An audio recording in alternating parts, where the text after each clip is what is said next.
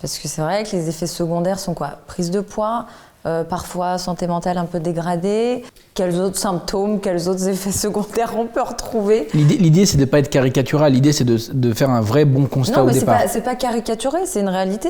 Les gens, enfin les femmes ont peur de la pilule, hein, qu'on se le dise, et je pense que vous le savez aussi.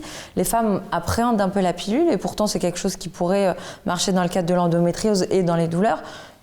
Comment est-ce que vous faites? Ben justement, je vous pose un cas d'une femme à qui vous pouvez prescrire une certaine pilule et elle vous dit non, je ne veux pas d'hormones. Ben, ça tombe bien, vu que son choix, c'est ça qui prime dans la discussion de la relation médecin-malade. Finalement, si la patiente n'a pas de désir de prendre un traitement hormonal, du coup, on se rend vers d'autres aspects du traitement. Vous voyez. Et donc, la question de la pilule, en réalité, quand vous parlez des effets secondaires, évidemment qu'il y a des effets secondaires à ces traitements-là, il ne s'agit pas de les minimiser. Il s'agit surtout d'avoir une réflexion très nuancée sur quelle est ma situation initiale, dans quelle période de vie je suis. Okay, qu'est-ce qu'on souhaite gagner à court terme? Parfois, on peut être amené à prescrire un traitement hormonal à très court terme pour passer un cap, laisser le temps aux soins de support d'être efficaces et puis ensuite d'avoir dans la relation, dans la discussion, une seconde phase où on va arrêter ce traitement-là.